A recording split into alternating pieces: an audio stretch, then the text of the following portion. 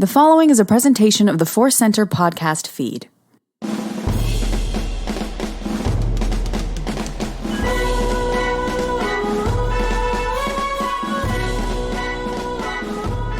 From the center of the galaxy and direct to all of you here in our world, this is ForceCenter presents OtherCenter. I'm Ken Napzok, trying to find the right way to introduce these shows now.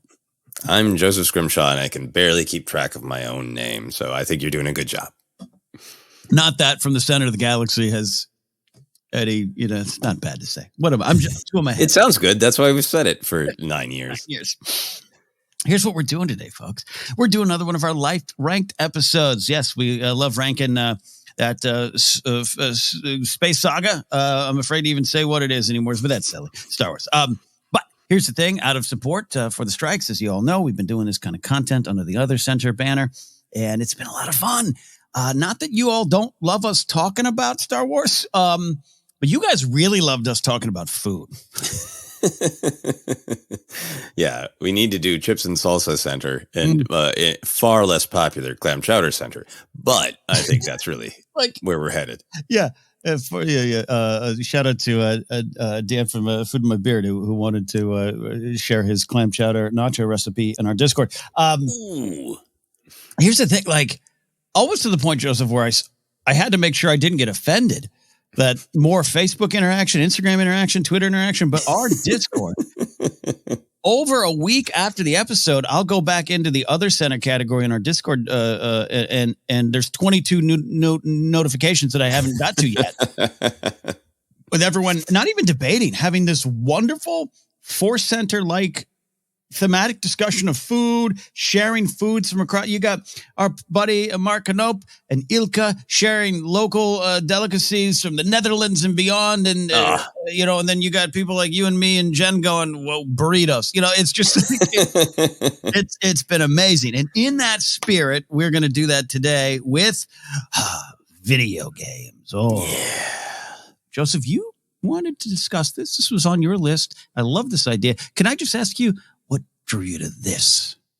I think when I was trying to come up with ideas is what are things that we both love, that we've talked about. We've definitely talked about a love of Star Wars video games. Other video games certainly creep in, and I keep being interested in those topics that creep in. But also, my nephew was showing me a mobile video game about murder, and it made me think about, God, what are the video games I've loved? And I want to own it from the top. I was a gamer. To me, was that was a part of who I was. Mm-hmm. Then that term took some turns. Yeah. Around 2013, 2014, 2015, with some events on the internet that you can Google, Gamergate. But also I got to a point where I love video games. Been playing them since go to the pizza parlor and get a quarter from his Pac-Man days, all the way up until really I moved to Los Angeles. That it was a huge part of my life, and I just found if I want to pursue the things I want to pursue, I get way too obsessive, and I can't put them down when I start. So, total honesty, I'm not gaming a ton now, and my list is very frozen in time, put it that way. But I still love them, and I still want to share them, and I still want to share the love of them. Hey, look, I got a few modern ones on my list here. It's going to be an interesting discussion. No, I'm with you. You and I, born in the 70s, raised in the 80s, right at the perfect time for video games to explode. Was there games before of electronic nature? Yes, but Pong comes along, which I did have Pong at one point. We had to hook something up to our TV.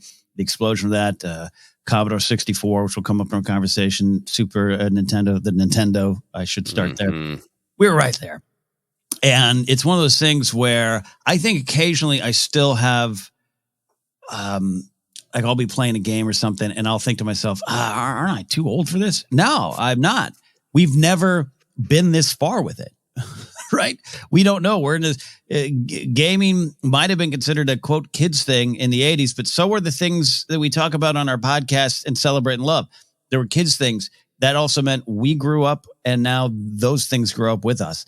it is who we are. It's part of our life. And I tell myself, no, you want to relax for an hour playing a video game? That's how you relax, unless you get into the game, and that's a different discussion. But so I'm with you. It's here to stay. It's part of our lives, and that's why it's so fun to discuss. Yeah, and I really agree with you. And it's just a trajectory of many art forms, and certainly any form of leisure. I believe it was in Edinburgh at the Scottish Writers Museum, or maybe the Edinburgh Writers Museum. I don't remember. It was a long time ago. But I believe it was, well, I can't remember the author's name. A famous author. I don't want to get their name wrong, but a famous oldie time author. There was a chessboard of another author, and there was a quote from this author from like the 1700s saying, "Chess, what a sad waste of brains." And it was just like that. So it is now, so it has always been kind of thing of like, chess is so elevated, and it has been our entire lives. That's what, brilliant James Bond villains do. Elevate, it's classy and the highest, form of gaming, but the idea that when it was new, it's like those drugged out chess heads can't stop with their stupid checkmating. What is the world coming to remember that it's always been like that. And we've been seen in our lifetime video games from that to like, now they are like the huge industry and much more respect, and sports level competitions taken seriously, and all of it. Sports level performance or top level performances from actors. Yeah. And yeah, it's so funny. Yeah, what will be again? I love the like 1600s equivalent of a podcast, like a town forum of like, all these kids are playing cornhole. What are they doing? Cornhole. It's all the same. It's all the same. Yeah, it's all the same. So yeah, it has changed a lot. And I did have a big video game resurgence thanks to the podcast, getting the PlayStation 4 and spending a lot of glorious time on Battlefront 2. I love that. And I think its only saving grace is that it was, I would be able to put it down after a couple hours because I was just playing online, playing those, not like the whole open world. Like the open world, that's where like I'm in trouble. Yeah. Yeah, indeed. Well, we're going to get into our list here. We each have 5 choices. On this show, we're trying to keep, we don't want to do 2.5 hour episodes with the honorable mentions taking up 90 minutes. So we're going to, other games might pop up off our list, but the official honorable mention section is kind of on hold right now. We work our way 5 to 1. A small note here. Neither of us have included Star Wars titles. One, in keeping with the support of the strikes and the spirit of that, but also, quite frankly, that's a bigger discussion that I'd love to just be able to get into when the time is right again. And especially with some of the new titles coming out and the titles in recent years. So that's part of the reason for it. We apologize for that, but we've mentioned them before and we'll mention them again, but we'll get to that when we get to that. But that is all the caveats that we can give, Joseph. Let's go into our favorite video games, working 5 to 1. And we kick this off with your number 5. My number 5 is a video game that some people are sick of hearing about, but it's my truth. And it is Ocarina of Time, the great Legend of Zelda video game from the N64. Now, I could have included the original Legend of Zelda for the NES. This huge deal to get the NES, the Nintendo Entertainment System. Both my brother and I had an awful year at school, and we were done with school, and I think my parents scraped because we didn't have money to get the NES. And then my grandma bought me the original Legend of Zelda, that people don't know, it was a gold cartridge, which was like, it seemed like actual gold to me. So I played that and I loved it. And I didn't have the Nintendo Power magazine or the right friends, so I got to the end and I couldn't figure out how to beat Ganon. So I never completed that. And then I drifted away from those games. Then, I've got a Nintendo 64. Ocarina of Time comes out and people are telling me like how amazing it is. And I'm like, I'm an old Legend of Zelda fan. I gotta try this out and watch other people play it a little bit and think it's kind of weird to just watch other people play a video game. Nobody's ever going to want to do that. No one's going to have a whole industry on Twitching. What are you talking about? Yeah. There's one night in particular where a bunch of us wanted to hang out. And my friend was like, fine, but you're going to watch me play Ocarina of Time. And we ordered pizza and we ordered beer. And I remember and watched someone else play a video game. And I was like, this is just the laziest, most disengaged evening I've ever had. And I was foolish. I was experiencing the future. But so then I eventually got Ocarina of Time myself. And even back then, for me, when I bought it, it was 2002. So it was a little while after it came out because I was afraid of it back then. Mm-hmm. And to me, there are a bunch of other Zelda games. I kept playing them up through Breath of the Wild, which I started but didn't get a chance to finish. And I love all of them, but Ocarina of Time for me was the first time where this idea of the kind of the fantasy world, you're this such a fantasy setup of you're the hero that nobody expects from a small village, and you go around gathering your strength and gathering your bravery. But Ocarina of Time, it was the 3D experience, which is still new. It was the open world of like, you can just go around and there might be something over that hill. It's not even a main part of the game, but somebody might just ask you for help, and then you could go do some weird help with them. Weird side mission. But more than anything, it was the utter success of the emotion. That Ocarina of Time it's not fully spoken dialogue. Like Link will gasp and there's an audio for like, which is really funny, but then it'll be text based. But it's the classics of storytelling.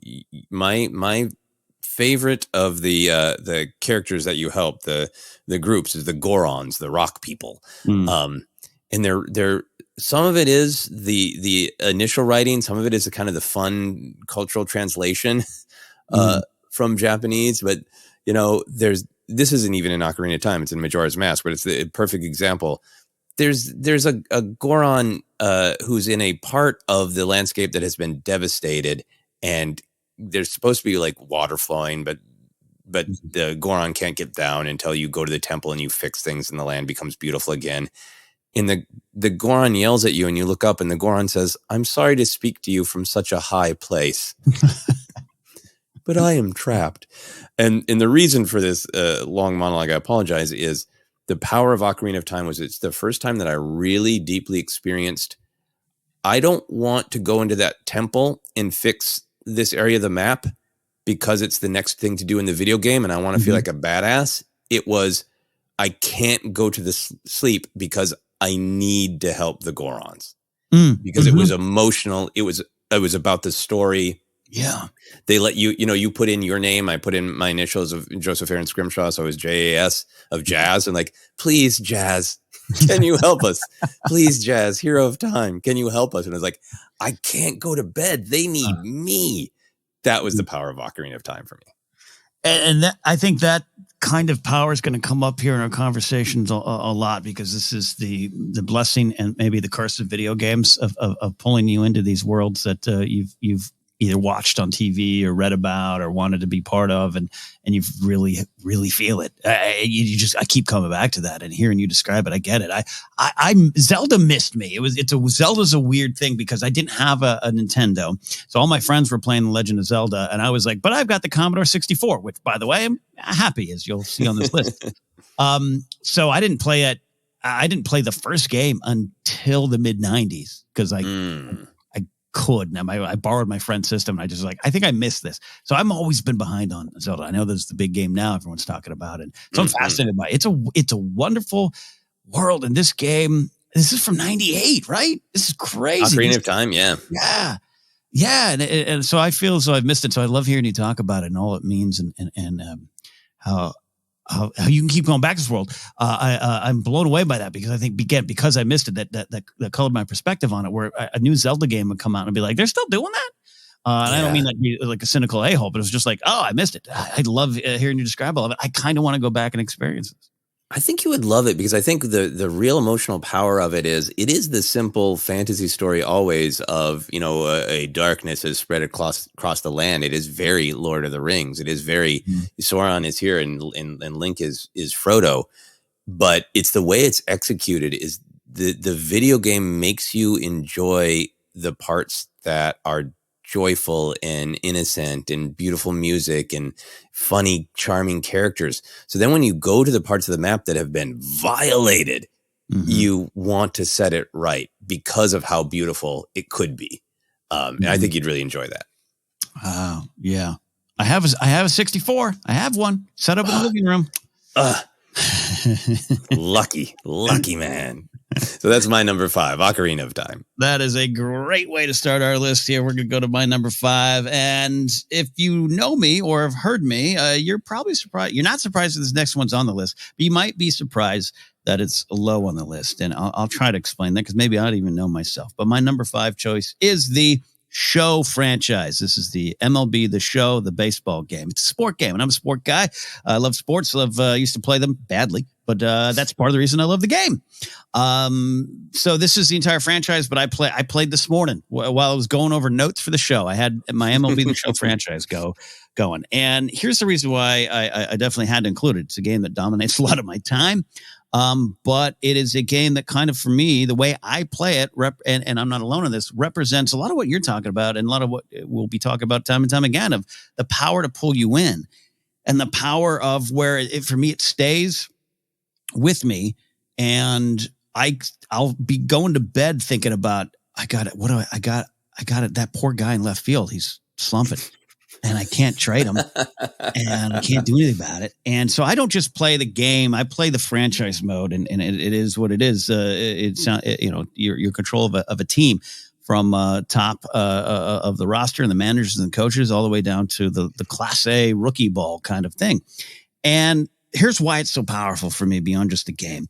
I became a baseball fan, 5th, 6th grade. A lot of it was my friends were doing it and I felt left. They were collecting baseball cards and I was collecting Star Wars cards and I wanted to feel part of it too. And then I really loved it. And it worked for me as a kid, but I don't want to be a baseball player, but beyond that, and I'm confessing this, I don't know if this, you tell me if it's weird, Joseph. I'll try to make this story short. So I used to, in my backyard, I used to act out like me as a major leaguer, right? I'd have a glove and a tennis ball and I'd catch a fly ball or I had a bat. And I was a lonely kid by myself, shy kid. No one's playing with me. I'm playing by myself in the backyard. And because of my imagination, the way it is, and again, I know I'm not alone in this, I would think, all right, what if my rookie year, I play and I hit 17 home runs and I drive in 75 runs. So I started writing that down. And then I was like, well, who else will be on the team with me? So I started writing that down. This is about 6th grade. So next thing you know, I had a sheet of players who were on my team, and I was keeping track of the stats. And I went the next year, and I had this suddenly, before you know it, I, in my room, would write down an entire alternate Major League Baseball reality and act it out. And one of the reasons I would do this is I could never find a video game in which I could pour this into. Some of the big games at the time, hardball, bases loaded, they had fake players. You couldn't really create the players. That started coming in later. And I was always searching for that. I have all this stuff in my imagination, entire rosters of players, and I don't have a place to put it. And it's this weird little thing I did, almost embarrassed about it because I just was talking to myself in my room, and he couldn't have friends, couldn't even go play baseball in the park with real kids. He's playing by himself. All right. And then games started getting better. Video games started getting better. Franchise modes emerged, or you could change the name of a player. MLB The Show is what I used to do. I'm to the point now, if you so you start with the real players, obviously, then they get older as the seasons progress and they retire, they go away, and computer generated, you can change every name.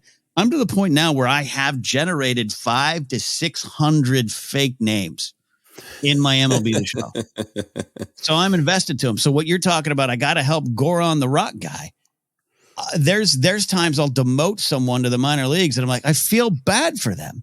I can't do that to Jake Williams. He's had a long career. He's 3 homers away from 500 home runs, and now he's playing a AAA ball because he's 38 and he's getting older. And I feel bad. And Jake Williams is real, right? He's fake. I've made him up. That's not. Oh, okay. You made it. This isn't one where you're going off of real players. This is you create them. It's all created players, right? So you are a creator Yes. punishing your own creations. I'm God. You think you're baseball? I am baseball.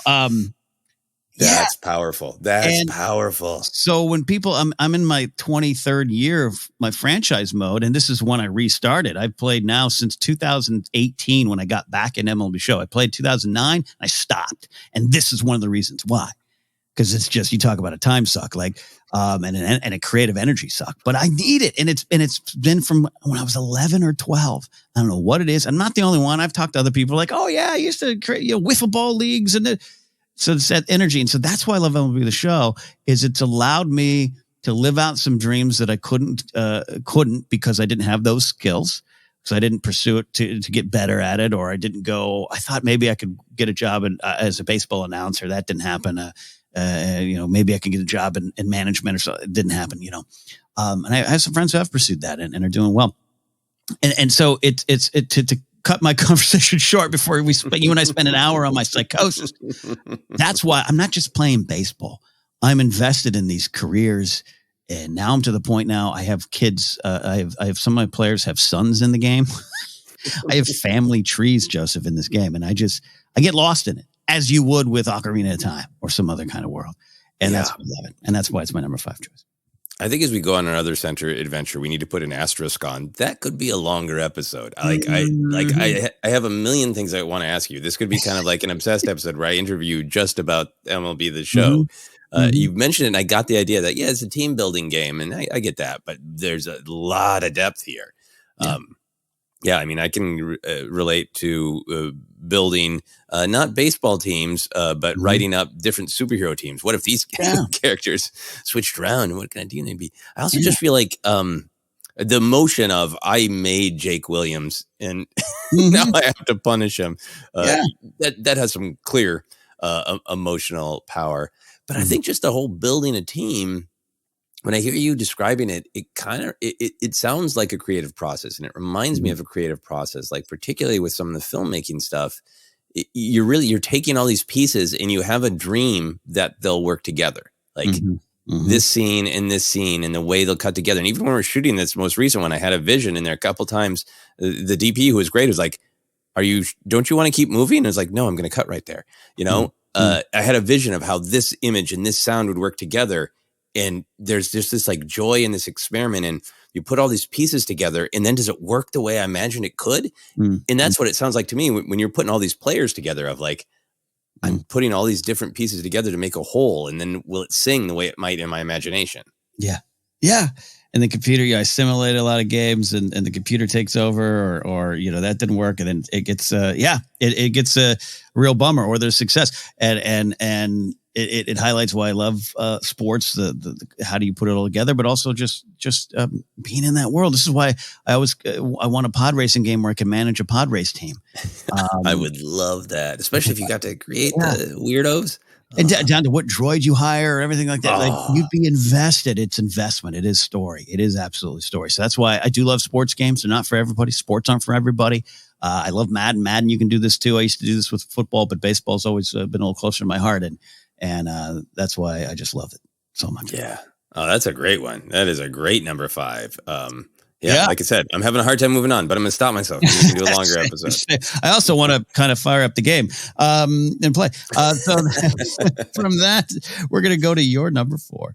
Okay, I'll make this quick so you can go play MLB the show.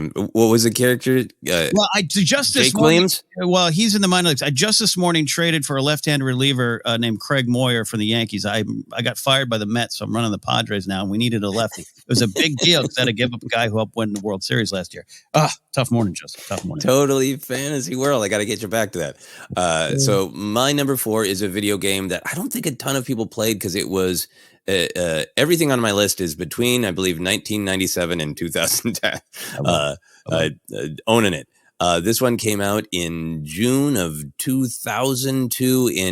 In a time where things started to spread out to more of the systems, this was exclusive to GameCube.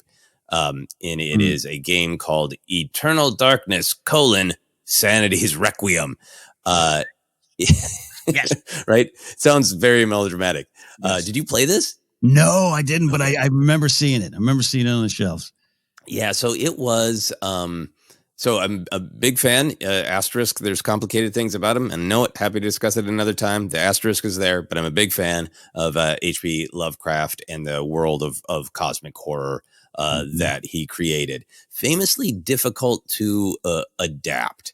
And this is a video game that adapted the world of Lovecraft while also kind of filing off the serial number and avoiding any sort of legal entanglement. So like one of the big, dark, unknowable outer gods from beyond the stars isn't named Cthulhu, is named Chaturga.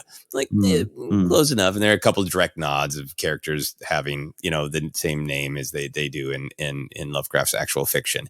But this is a game that absolutely captured what is fun about that kind of Lovecraftian cosmic horror, which is that the idea is that there are these, that we don't fully understand reality and that we are just minuscule compared to the reality of the forces at work, and you can't beat them. This isn't a game where like I'm going to strap up with weapons and I will defeat Chaturga forever. It's just, can I close the portal before he comes through? And in 60 years or whenever the time is right and the stars align, he's going to try to come through again, and hopefully someone will remember the old ways.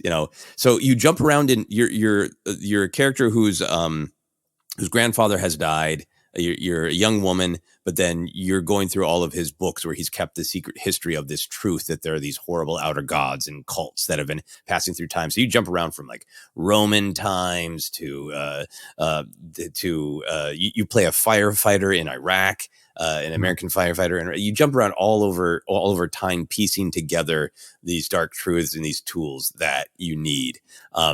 So it totally immerses you in the mood, and you get to play it and be it. But one of the inventions, and I think video games have done this now a bunch since, but I wasn't aware of it anything else at the time. You had a health meter and you had a sanity meter. Because that's the other big thing of like, monsters aren't just scary. They're so unnatural. They're so not what the world should be as you understand it, that it breaks you. When you see one of these monsters, and it's been a thing in Call of Cthulhu, the role-playing game, forever. But this was in a video game. So like, okay, how does that manifest in a video game? Like, you start to lose your sanity and you're going around an old mansion trying to find hidden tunnels. And from somewhere you hear a phone ringing in the distance and a baby crying. And as it gets worse, sometimes you'll get slowly smaller. Or like you open a door and you think you opened it, but then you just see a flash of monsters and blood. And then you didn't go into the door. And the most infamous of these sanity effects as you lose sanity is there's one where the screen suddenly goes to blue and it says in a very convincing font, "You did not save properly. Your game is lost." Absolutely crushing and shocking. So I'm literally, as you're talking, I'm reading that. I looked up this game, and Nintendo was worried that we can't have this. Yeah. People are going to destroy their memory cards. This is fascinating to me. It was so effective. It was very meta, but because there's the kind of thing of like you're gathering resources and you can use, a spell to re-up your sanity. But like my friends and I all had like a super busy summer of 2002, but we all went through the same experience of I can't stop playing this game. It's super hot and humid in Minneapolis that summer. So we're all playing it with the windows open and, actual, people yelling outside or a cat jumping in the window while you're playing this, and your sanity's going down. You're just being like, I want to get through this game without having to stop and constantly re-up my sanity. So like, I can do it. It's 2 a.m., but I can just keep listening to that baby cry. And you're in that mindset. And then it goes to the blue screen of death, and it tricked us all. And we had that moment where we believed it. How long does it linger? Does it play with you long, or do you suddenly you're back in the game? It wasn't too long, maybe a few seconds, and then it flashes back. Maybe you needed to hit a button. Just a bunch of great stuff like that. It was a great game. Then there were real complications. Then you can read it on Wikipedia with some of the creators. And unfortunately, there was never a sequel. And it was Kickstarter for sequels, and it never happened. So it was just a great, beautiful, amazing experience of being fully plunged into cosmic horror. This is fantastic. And I remember in my early days of radio where we weren't allowed to put sirens in commercials. People would start pulling over. This is mind bending stuff here. And this is no sequel, but is it a big part of it, a series before it? I'm trying to look this up. Nope. No. I think it was titled, with some hubris, Sanity's Requiem, because that was the subtitle for the inevitable sequels, and they were evitable. Yeah, I love it. In this game, affected you. It scared you. Did it have that kind of effect where if you're playing at 2 a.m., the crying baby would scare you? Oh, yes. Yeah, because it was those things that just tapped into a deep, like, you can rationalize, like, I'm playing a video game. It's not real. There isn't a real baby. And B, like, I know it's my sanity meter, but it's those things that, like, we're hardwired. That's a noise you want to address, even if you've never been a parent. It's hardwired to not just let that go on. And that's part of what was so successful about the game is you had those moments of triumph where you held back the darkness for now and fun Lovecraft pastiche, but it got under your skin in that way that it's fun to be afraid. And it was terrifying, but fun. I love this. This seems like a game that was ahead of its time. I think so. And I think there's been a lot like it, and I'm so out of it. Souls something. I know that there's a really crushingly hard video game that's very much in the spirit of this that people love these days. And but for me, it was Eternal Darkness in the summer of 2002. What I love about our choices here is we, of course, choosing things from our heart here and our own experiences. Every one of our entries here today probably has someone listening going, oh, right. Oh, yeah. Yeah. So we want you all to share those stories, of course. That's a great number 4. Well, my number 4 isn't scary, Joseph. It can be if you fall off your skateboard because it's Tony Hawk Pro Skater 1. All right, 99 and 2000. And they re-released them last year or so. I have them. They are some of the best re-released, reimagined, reskinned games I think I've ever played because they're just like, hey, that game you love, here it is again. Just it looks a little better. And I love playing them. It can be a little frustrating in my older age. I can't do the tricks as much as I could back then. In choosing games for this list, Joseph, I wanted to make sure there's some all-timers. There's some games I love that I play by myself. MLB The Show, great example of that. But a lot of why I love video games or why they rank high in my memories is the shared experience of not just playing them and then going to talk about them with friends at work or the bar or something like that. But for me, having roommates, in early days in LA and all of us gathering around the one TV we all own collectively, we would have this shared experience in this community around it. And Tony Hawk Pro Skater 2 in 1999, Pro Skater 1 in 1999 and 2 in 2000 was that, where, and we're not alone with this, where it was like, just like, coming home from work, my friends coming home from CalArts, and we'd all gather around. We'd order a pizza or make our own little cheap pastas and sit around and just play this for hours upon hours upon hours. And almost to the point of like, I don't remember much during that time other than this. like this was what it meant. And then 2 comes out and it's even better. And I was not a skater kid. I wanted to be. That's the run of, I sold my Star Wars figures at a garage sale to buy a skateboard. And that lasted about 6 months. And I sold the skateboard to get a catcher's mitt. Like that was about 6 months. I tried to be a skater kid. I had a skateboard. I had all the grip tape and all the stuff, and I couldn't do it. I'm not coordinated. I'm afraid of falling. So this game came out, and I was like, I know who Tony Hawk is. He's cool, but I'm not a skater. I didn't enjoy skating. And then my friend was like, just try. And yeah, I'd never put down the controller for like 2 months. So that's it. That's nothing more to say in the game. It's simple. Great soundtrack. Whether you like pop punk music or not, you like the soundtrack. I still hear the songs and I go right back to the Hangar or the Schoolyard or San Francisco.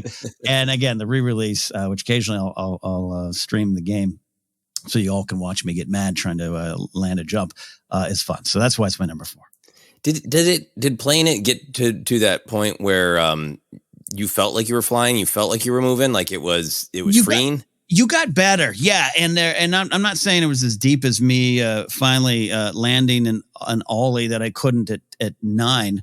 and that I was working through childhood broken dreams. But there was a little bit of that, And you got to choose your skater. I was a Bucky Lasik guy, and my friends, my roommates, would have their own choices, and you could compete, and you had fun, and just the laughter and the crashing, and yeah, it was freeing. It was free. The value of the video games getting pulled into the world. Most of us are not going to go skating down like a Grand Canyon.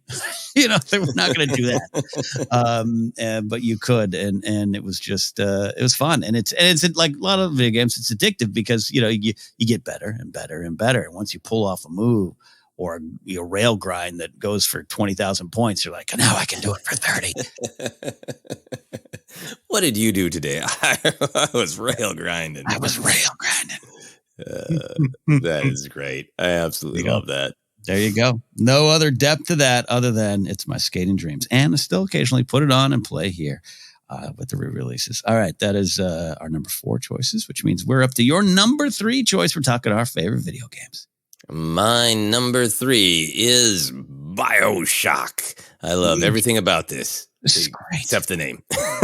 I don't mind BioShock at all, but it was clearly like once you play the game, like, okay, I get it. But there was a marketing team involved. Anyway, that doesn't matter. I had been away from video games for some of the big games because I'd been real busy. Sarah and I were married at this point, and when a new Zelda came out, and I had the whatever Nintendo system it was at the time, because it's the one after the game, the Wii. Enjoyed the Wii Sports, and so but I had a Nintendo. I didn't have anything else at that point, and didn't want to desert Sarah too often because my late night video game playing had done some damage to my previous relationship. So I finally got an Xbox and was able to catch up on some of the games that I had missed. And so I was playing again BioShock a couple of years after some other people, and heard just like great things about it. I played Portal, I played Red Dead Redemption, I played BioShock, and love Red Dead, as you and I have talked about. But BioShock is the one that really grabbed me because it was like kind of getting back into it and seeing how video games had advanced. And I loved BioShock because to me it was the perfect combination of video games as a narrative storytelling, of incredibly powerful, thoughtful art of it is a story, but it is a story that has this other component of there's an additional power of you are not passively watching it. You are made to act it out. And BioShock makes the most of it by making that a video game about free will. And you end up in moments where you're making a choice where you probably don't want to, but you can't not because you have to play the video game. So using the truth of what the medium is to help better tell the story and help make you feel the story. So it had all this like great depth. And then the other part of video games, which can be beautiful and fun and is powerful, is just the fantasy, the wish fulfillment, I was never going to be a good skateboarder. I never played Tony Hawk, but I would have got that out of it of like, I can't rail grind in real life. Yeah. But I can rail grind here. Just like I can't fight cosmic deities or save Gorons in the real world, but I can here. There is a level of wish fulfillment. And sometimes that's just very direct. And the story of BioShock, this city that broke away from the rest of civilization because they didn't want to follow any rules. They didn't want to be held back by any government regulations, so they can invent whatever they want. And it goes to hell. And there are these plasmids, or you can inject yourself with these powers and wrestle with all the moral and socio-political implications of that. And at the same time, then you're also like, yeah, I injected myself and now I can shoot bees out of my hand. And it's like we talk about with the galaxy far away, the absolute depth combined with just that's cool power fantasy. And I just couldn't believe it. Cause if I could dream a video game, it would have been BioShock, to have that depth. And also like, there's some baddies around the corner. I'm going to shoot my bee hands, and I don't even see them, but I hear them scream. Yeah. Beautiful power fantasy. I love BioShock. this is another game that I've seen on the shelves, and I would love to analyze why I'm not drawn to these games as much as others, and you are. And all three of your games kind of have the same vibe in the terms of big, expansive stories, worlds you can climb into, and I love those kind of games too. My list will have those, but like, what draws you to these type of? They're cinematic, and there's no surprise that some of these have been close to being adapted or might still be adapted. I know the BioShock movie was out there, the Netflix film, all that kind of stuff that might come down the line. What draws you to that? I think it's just I want to be fully immersed, so I want it to be a world that is not my own. And then I think it is the wanting to play not just to rack up the points. I've certainly become addicted to video games where I'm just like, I want to level up. I want to medal, in everything. And we'll talk about some other games that are, a little like I had a big Mortal Kombat phase that really is just about like round after round of fighting. And that's fun too. But the games that hook me deep are in my soul all go back to, I want to, I feel like there's an actual injustice, and I want to set something right. Eternal Darkness was that way too, of like, I want to stop Jaturga or one of the other two elder gods. I want to stop them from coming through, because it's good writing, because like in Eternal Darkness and in BioShock, you're constantly being presented with the voices who tell you that you are wrong and you can't do the good thing you're trying to do.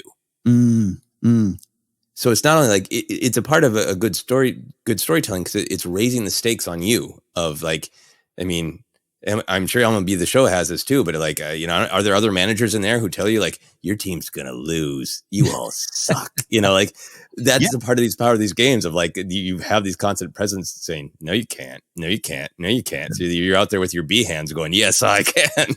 Yeah. There's a GM rating system where you have a 3-year contract and you check in and will tell you your chances of being rehired. Low, average, and great. And I'm currently on low, and I've been fired by the previous 2 teams that I was working for. So yes, you're told your decisions are wrong. That's a pretty big no, you can't to be fired by the Dodgers or whatever. Until you're fired by a video game, you don't know that's a weird gut punch. I can handle real life more than the Mets have not renewed your contract. What? Yeah. No, fascinating. I totally get what you're saying. This is, like I said, cinematic's the only word that comes to mind, because they truly are.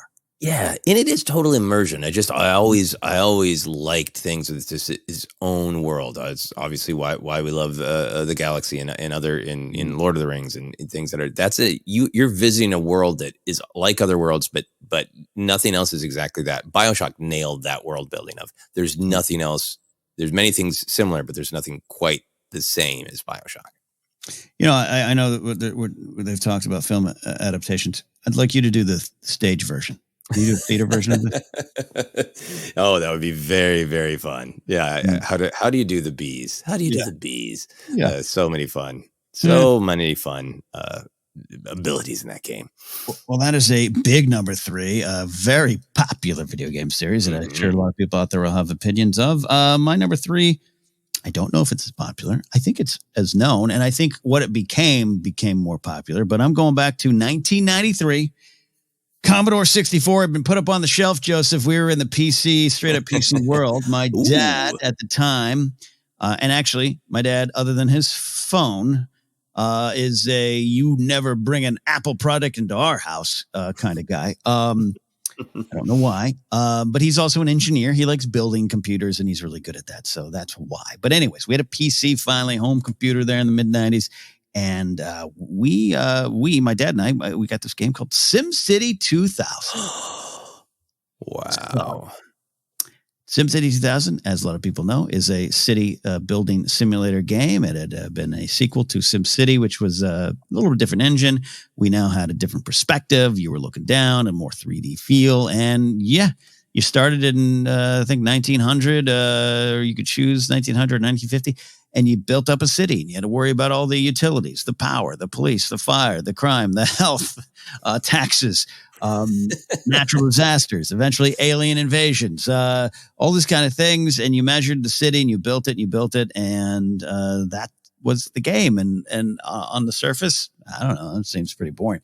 This game in the summer of 93 into 94 and into my first year of college, was a game I would start, on Saturday, or by the time I got to college, right? I didn't have classes on a Thursday, 10 a.m.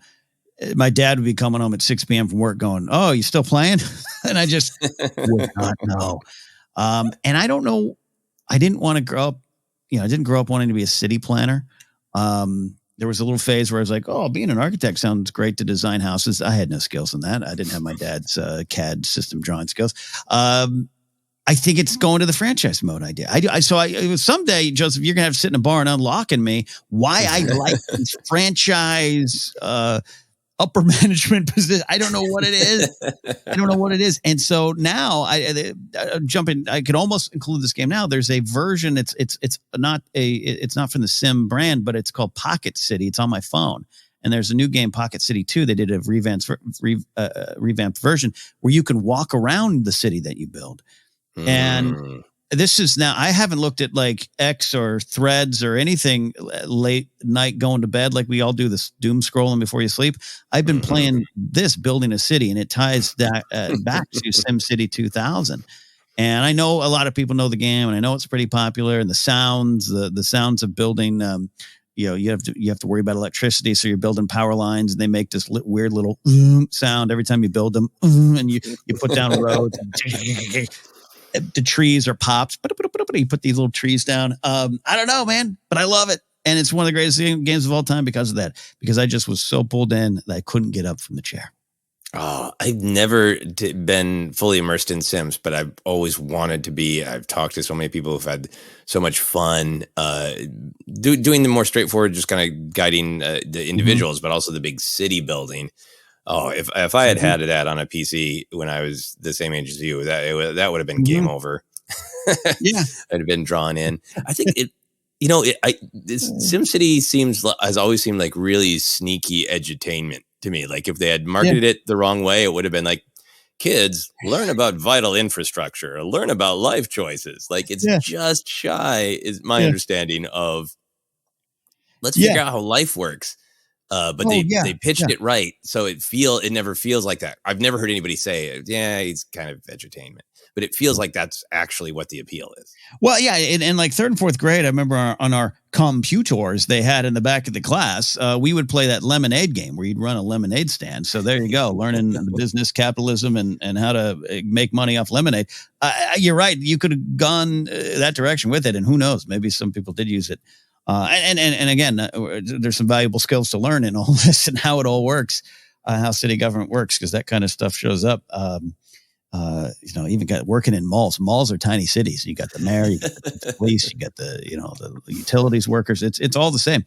We're gonna put this in a bun. Yeah. I never have gone on to Sims. Where obviously it's a little bit more of an individual level and you're managing people, and I never touched it because I was like, you got to worry about people. No, I want to worry about infrastructure. That's what the kids love these days: skateboards and infrastructure. So there you go. That's my number 3 choice. All you SimCity heads out there, I know you are. And one of my favorite things to do, I did it in researching for, because I was like, when did that game come out? On YouTube. Yeah, everything's on YouTube. I know. There's just people have video footage of them playing the game, and that's all it is. And I've just sat there watching it this morning. 20 minutes of guy just building the city. Me going, yep. That's interesting decision. Oh, I didn't do that. Okay. There you go. All right. That's my number 3 choice, but we're going to take a quick break right now and come back with our top 2 choices each. This is a OtherCenter Life Rank edition, and Joseph and I are talking about our favorite video games. More after this.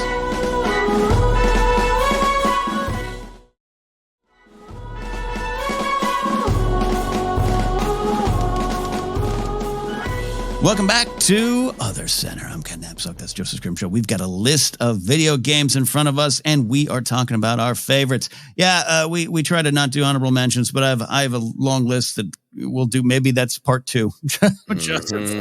GTA 2, WCW versus NWO, Myst, Command & Conquer. Those are some other choices, but they're not on the list. Joseph, what are your choices here for number 2, actually, for you? Well, it's not Mortal Kombat or Resident Evil 4. There's several other video games that I would sneak into my honorable mentions. We'll talk about. I got a Resident Evil 4 story that I'm ashamed of that I got to share sometime. Anyway, my number 2 is where the list starts to diverge a little bit from. I didn't even think about it because I put this list together fast and from the heart. And you're right, the first 3 are epic, cinematic, a hero rises in a dark time. And this is a video game that came to mean everything to me. And a friend gave it to me for Christmas in the year 2001. And I could tell by the shape, it's a video game. This is my video game buddy. Oh, what video game did he get me? And when I opened it, I was like, and I felt real guilty, but I was like, okay, well, this isn't my kind of game. So I guess I'll give it a try and maybe it'll be fun. Fool. The video game was Super Smash Melee. Many good Super Smash games. This is the 2001 for the GameCube. My brother and I had played, video games together, but we never really had a large community.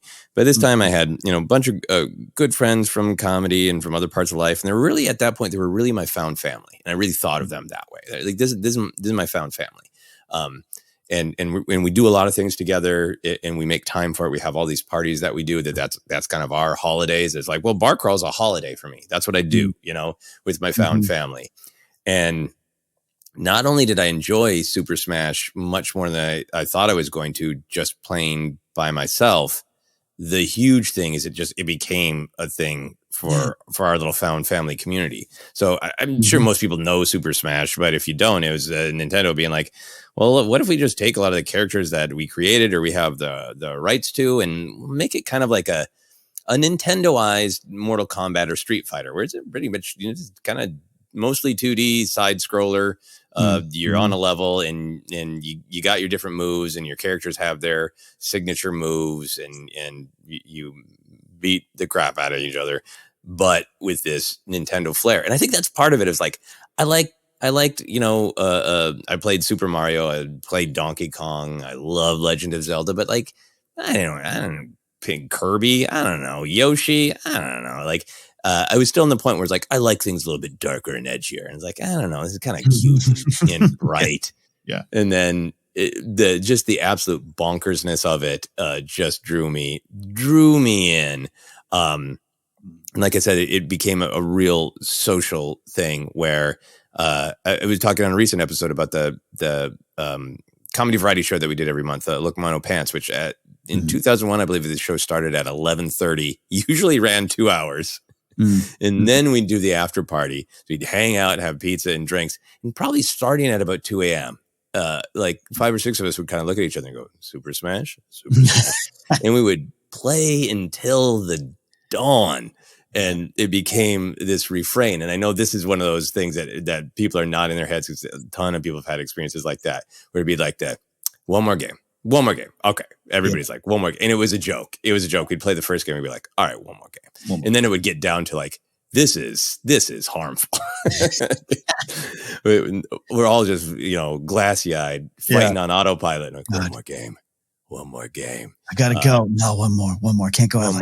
One more. Yeah. And people who played Super Smash probably know there was a C-stick on the GameCube controller. And there was this beautiful finesse to powering up a big hit, to timing it just right so you didn't leave yourself open. And so your friend walked into a big punch from Donkey Kong or a big slice from Link.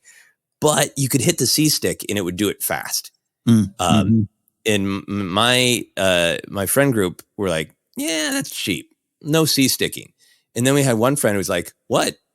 It's built into the game. Why is it there if you can't use it? It's totally valid. It's not a cheat code. You can do it. And so we had this ongoing thing. Like I made him a mug for the holidays with his favorite character, Marth. I painted Marth on the mug. And then in the bottom of the mug, I wrote C sticker, and it became like a swear word for somebody who took the cheap and easy way. Like, this guy just C-sticked that. Like, didn't take any time, just the fast, easy route, and then patted himself on the back. Even C sticker. Like, so it was that thing where the game was beautiful, but it was the culture. Yeah. Oh no, this is wonderful. I didn't play this one. I do like the Mortal Kombat games. I think I played more of them at the arcades at the theater that was in our town local. So I didn't take a lot of those home, unfortunately, because like I passed by WCW versus NWO, which is a Nintendo 64 pro wrestling game. That's what it was. What you're describing of like we're gonna get a bunch of Chips Ahoy, some caffeine soda. We didn't, even though this is college age. I didn't, we technically, I guess, couldn't drink 18, 19, but I wasn't a drinker. Didn't do drugs. I was a good little two shoes kid who just wanted to have a sugar overload and play these fighting games with his friends. And that's exactly what you're describing. I love that. The 2 a.m. I can't. I'm shutting down. But one more. That's what makes these games just stand the test of time. Just so great. And we got so used to it and so deep into it. Like other friends would watch and be like, how can you even tell what's happening on screen? And anytime something super weird happened, they'd be like, what the hell is that? And I'm like, it's a Pokemon. Because that was one of the things is you could throw the Pokemon balls were one of the many things you could throw. And then they would explode and a weird Pokemon would burst out and do something to the screen. And it would just be glassy-eyed zombies being like, that's a Pokemon. Anything weird is a Pokemon. Anything weird? Yeah. Final thing I'll say for anybody who didn't play it, Link from Legend of Zelda was my main, as they say, that I got really good at, to the point where there was at some point where somebody was like new to it and like, can you explain to me how you do that? And it's like, I can't anymore. I used to know the buttons. I used to know it was down B, but now it's like asking me to explain walking or how do you breathe? Like that level of into it. And one of the things that I deeply loved about the game is it had that sense of fun and sense of wackiness of you had your damage percentage. And you could go beyond 100%. And the more damage you got, the deeper red it got. And then when you finally got hit, everything is about being knocked off the platform.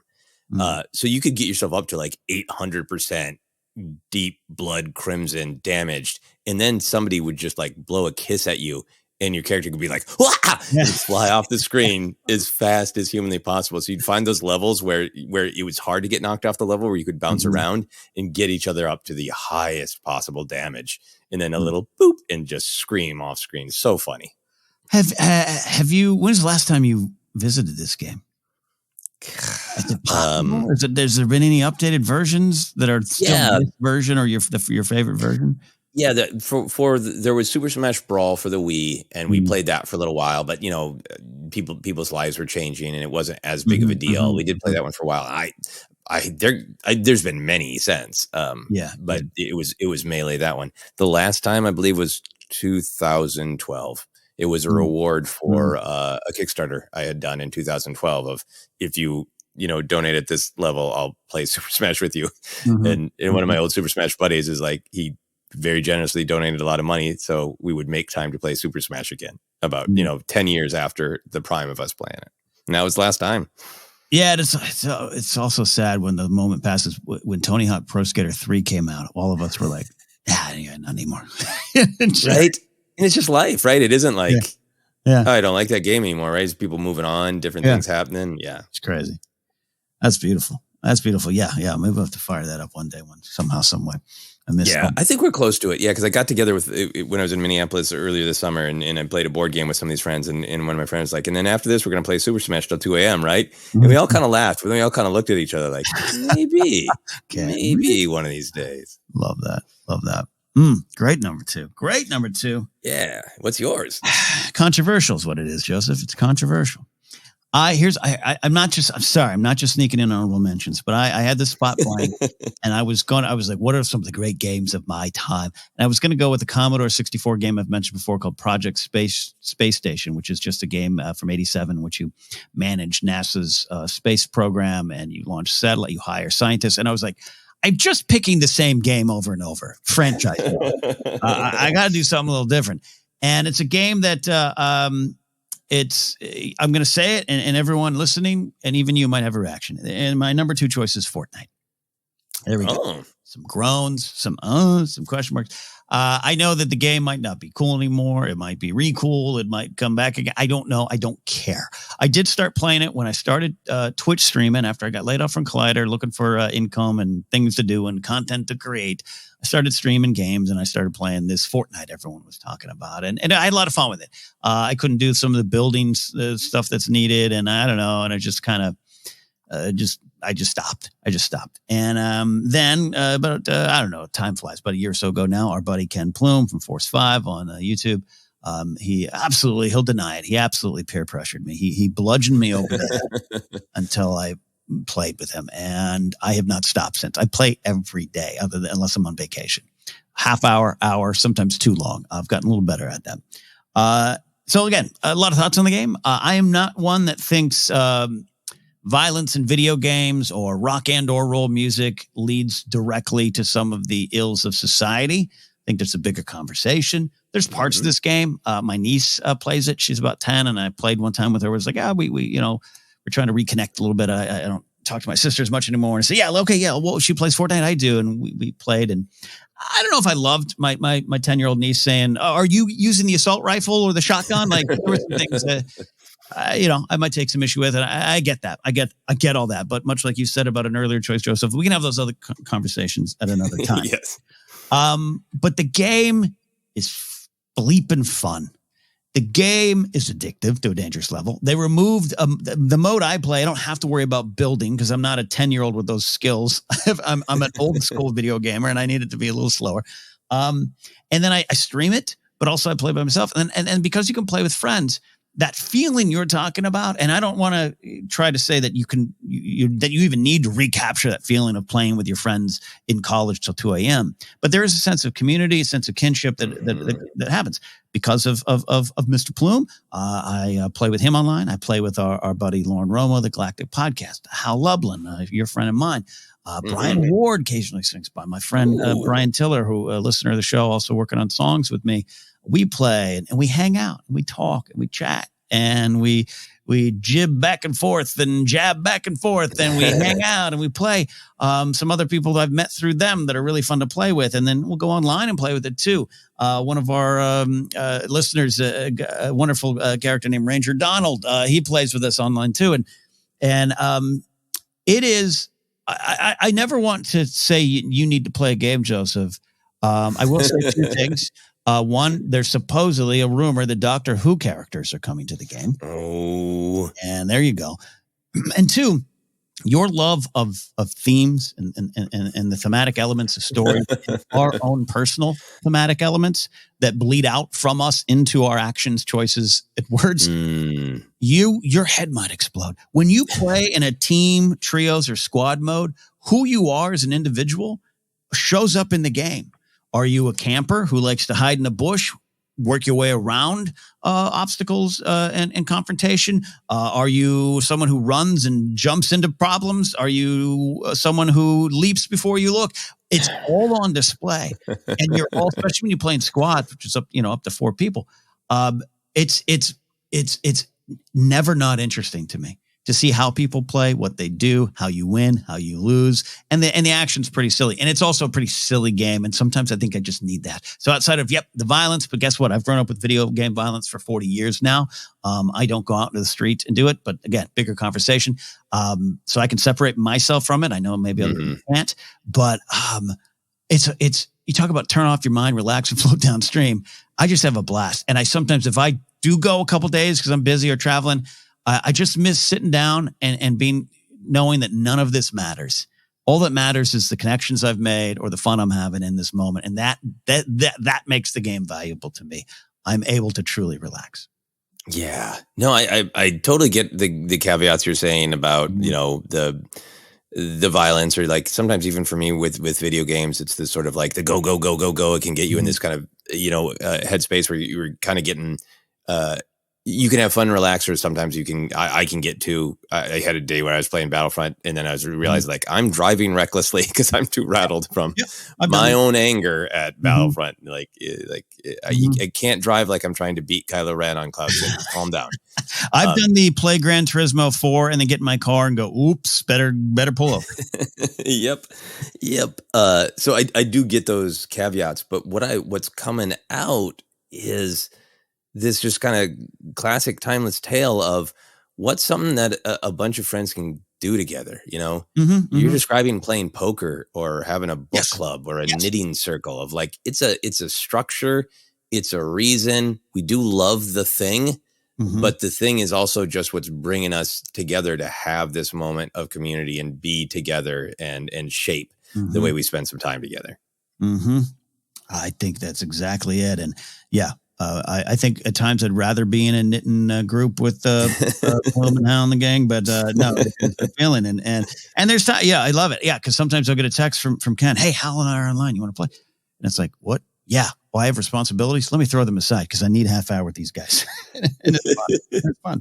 Yeah. And I mean, in the height of my video game playing, late 90s, early to mid 2000s, that is what it was, is what I did with my friends. And it had a great power to it. It was community. It was culture. It's wonderful. Yeah. And I love what you're saying about understanding people's psychology. I have one good friend who is incredibly detail oriented. And one of the last times I tried to recapture former glory, like he had gotten Resident Evil, I believe 5, and it had a co-op mode. We used to do co-op modes together. And so I drove to his house. I'm like, all right, we've only got about 3 hours because we've got all these adult responsibilities. And he spent the entire 3 hours setting up his character and his kit. And you're like, yep, this is the truth of who my friend is. It's great. It's great. I've learned a lot about Plume over these years. I've learned a lot about myself playing this game. It's been very fun. Very fun. Yeah. So that's my number 2 choice. Fortnite. Yep. I selected that one. But we are now up to our number 1 choices. These are our favorite video games. The best video games of all time? I don't know. According to us, maybe they are. But we're going to go to my number 1 choice, so Joseph can close out the show with his number 1. And I made I think a reference or joke in an email to you, Joseph, where it's like, I think I legally have to pick this game as my number 1 choice. So therefore it is. It is Red Dead Redemption 2. Oh, I do love the first one. Oh my God. The first one, which is a powerful story about family and rediscovering family. Red Dead Redemption 2 is about the loss of family and what causes that and what causes people to change and break apart. And that's just the surface themes. I always joke, but I mean it in a weird way. Red Dead Redemption 2 might be my favorite movie of all time.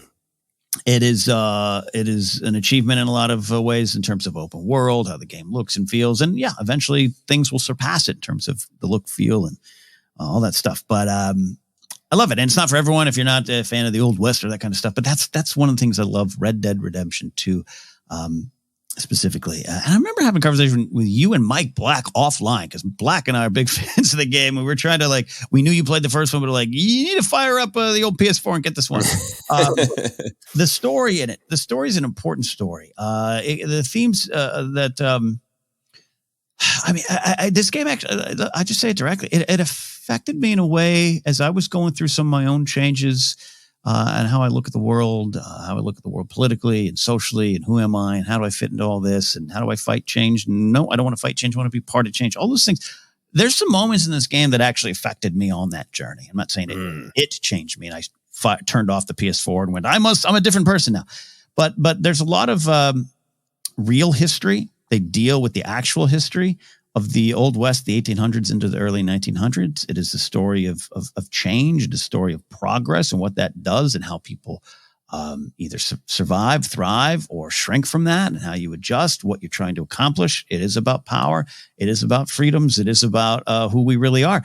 And there are, in this game that's a shoot 'em up Western style game, it's got some really, really in your face thoughts about masculinity, toxic masculinity, what that is, who we are, how women were treated, how Native people were treated, how what the Army, the U.S. Army, the government's role in that. All these things that, yes, over these times, as history is recontextualized, we're understanding that more, and we're understanding that how the West was one story told, and the movies and the stories wasn't necessarily accurate or true. This game deals with that in a way that I think the first game started to, was there for, but this game almost, and I was even this morning looking at notes, like no one's saying this explicitly, but the game almost felt like it had a responsibility to do this a little better, and I think it did.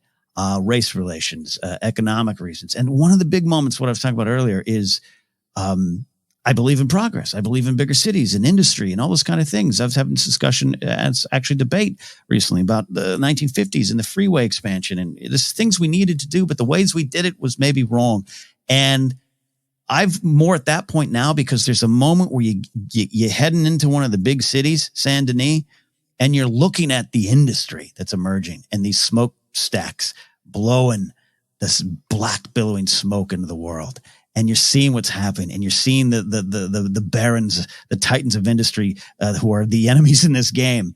And you've just been walking around a beautiful plain with animals and small communities and towns. And I'm not saying it all had to stay that way, that we shouldn't have developed the car and the train and the plane.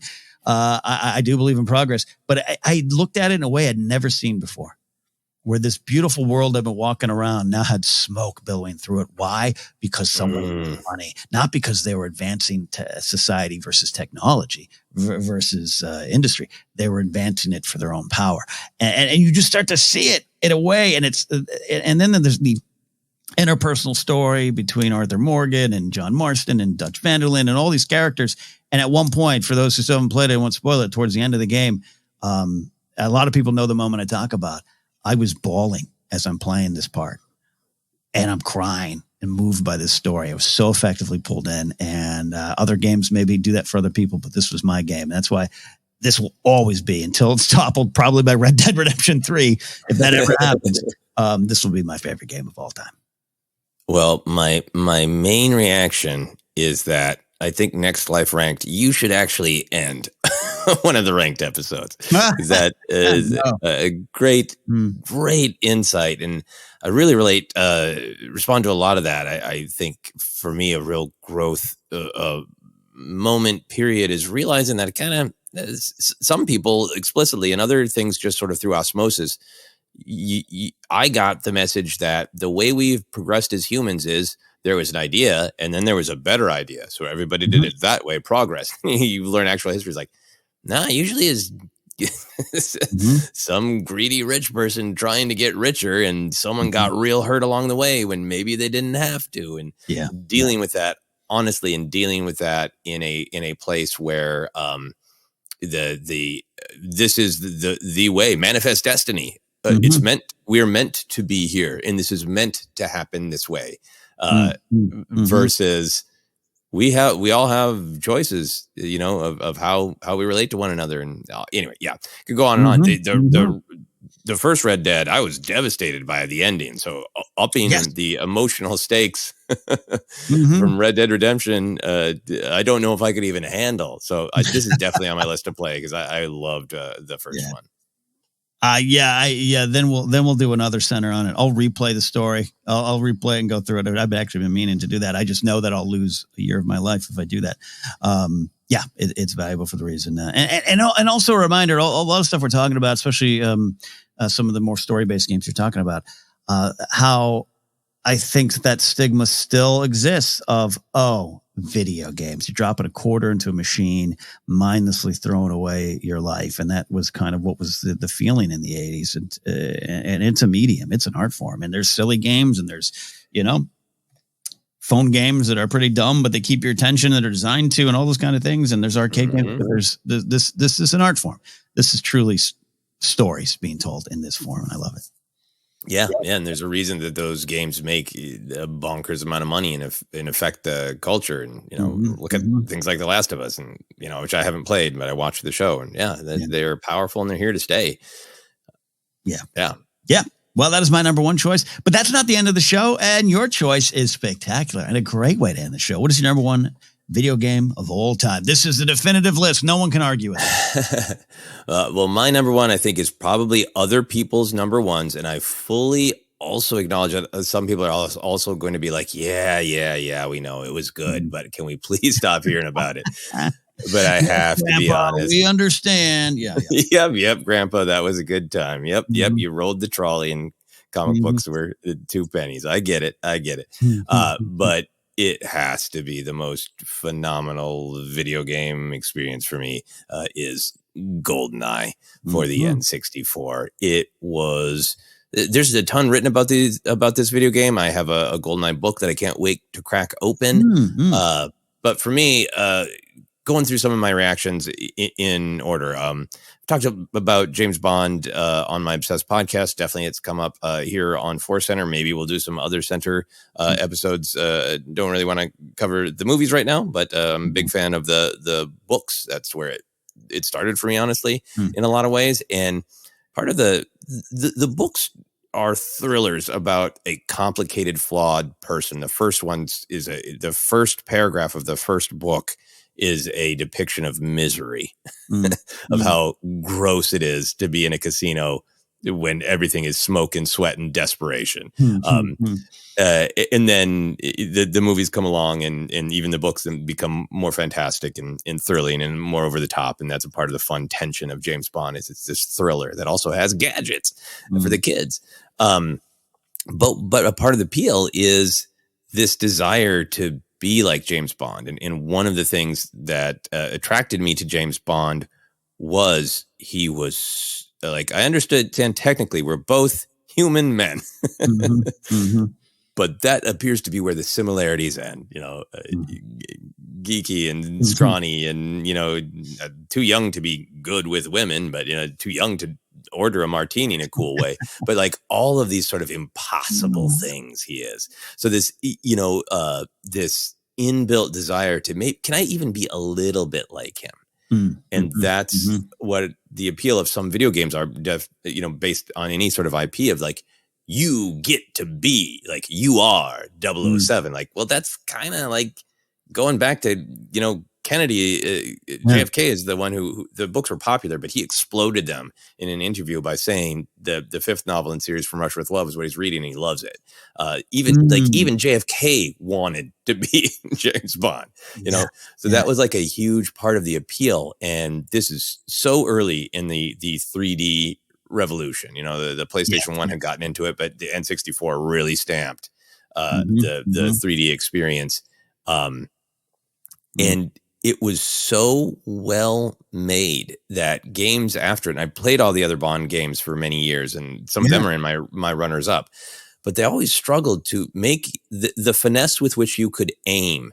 And I couldn't believe that I get to be James Bond. I'm on a cool mission. I can switch out all these different weapons, but if I've got my little pistol with a silencer on and there's a guard facing the other way, I can aim and I can shoot him just in the hand, get this weird early graphics blood splotch, and he'll just go, and shake his hand, or you start to use that tactically of like, I can't, there's too many guards running at me and I can't take them all out. But if I, get them all in the foot, they'll stumble a little bit and they'll buy me a second of time. That, and I'm sure people listening now, this is a real, okay, Grandpa moment. But that was beyond what I could dream a video game could be, that level of finesse. And they actually did fail to get it back for quite a while, that level of specificity of aim and finesse and intelligence of the enemies to react to the choices that you've made. So it was living out multiple layers of fantasy of being James Bond and of a video game with this much finesse. And that, of course, was just the single player, which I loved. Oh, yeah.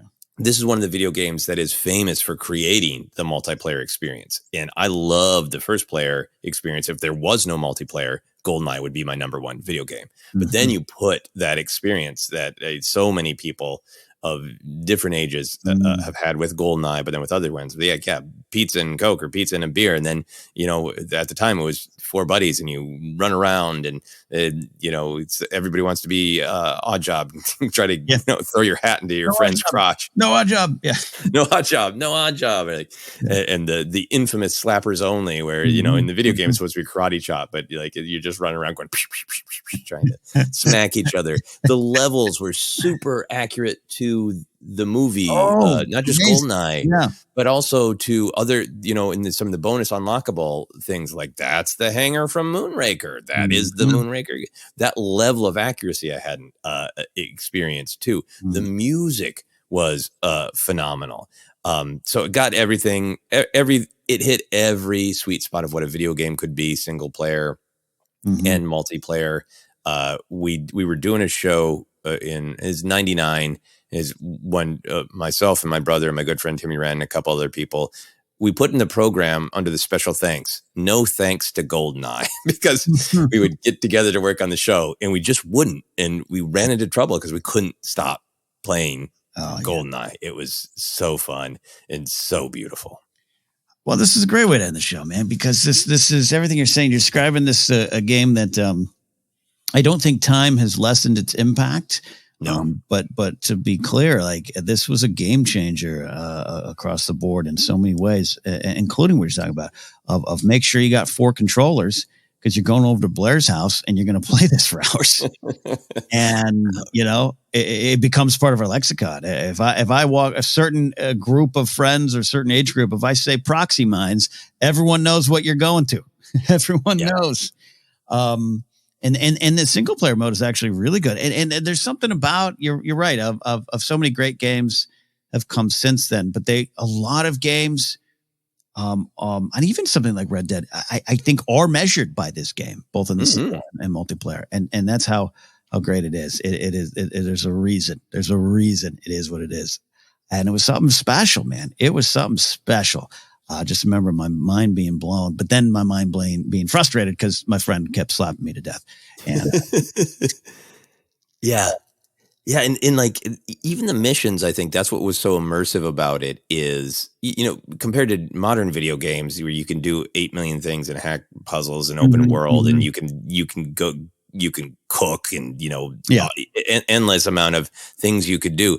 But, coming from the world of side scrollers, where it's like, you could jump, maybe duck, maybe shoot.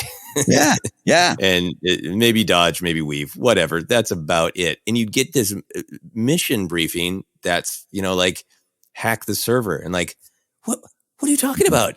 It's jump, dodge, or shoot. How do I hack a server? It was so, and of course it was just, you walk up to it and then it gives you a button to hit. And so it wasn't any big deal, but it made you feel like it was so much more expansive than it had been. And the other thing is it was truly escalating so well in the difficulty levels where by the time I'd been playing a while, I would on the lowest difficulty level, if I had an hour to spare, I'd speed run the game. And then I only beat it on the hardest difficulty once, and that's only because Trevelyan accidentally blew himself up. It was a problem with the code. Yeah. I never legitimately beat it. It was that difficult. So, endless fun. Final thing I'll say, I'm looking forward to reading this book. I know a little bit about the history of GoldenEye. I got this book about the entire history of it, but one of the other things that makes it powerful is it's another one of these great stories where this was created by younger people who didn't entirely know what they're doing, just making what they wanted to see. So I think they broke some rules. And I always love those stories of we made it really cool because we didn't know we weren't supposed to do it that way. I love that. Yeah. I got to read that book. I got to get that book. I'm obsessed with that. That's amazing. Yeah, no, I'll share it with you. Love that. Wonderful. And I like I said, got that 64 fired up. I think I don't remember if I still have my copy. I think at one time on a podcast I said, I still got a copy. And then I couldn't find it. And I was heartbroken because it's not cheap to get. I have my copy by my bed. I know exactly where it is. Right. Well, get some Chips Ahoy, some lemonades, and let's fire this up. Sounds good. That's good. Well, there you have it, my friends. Supersized edition. I'm not surprised by that. Yeah. We had a lot to get to, a lot to talk about, and we know that you have your own thoughts. So if you're in our Discord, please share your favorite video games of all time, the ones that mattered, the ones that affected you, the ones that inspired your own stories. And if online, you can do that as well. I'll tell you where you can find us. Of course, we are ForceCenter Pod. We're on Twitter at ForceCenter Pod. We are on Threads at ForceCenter Pod as well. Facebook page is ForceCenter Podcast. Instagram and YouTube podcast available in a lot of different spots. Just search, you'll find us. Merch available at tpublic.com/user/ForceCenter and patreon.com/ForceCenter is where you can support us directly. We'd really appreciate that as it helps the show. You can find me at Ken Napzok or KenNapzok.com for more information. And Joseph, where can they find you? You can find me on all the social media at Joseph Scrimshaw. The social media have become too many to list, so especially on a longer episode. So wherever you are, come find me there. And if you happen to be in Portland and want to see the short film I was working on, it's called The Narrator. It is starring Phil Lamar, and it is playing this weekend. There you go, my friends. All right, go play your games and tell us all about it. We'll see you next time here on ForceCenter.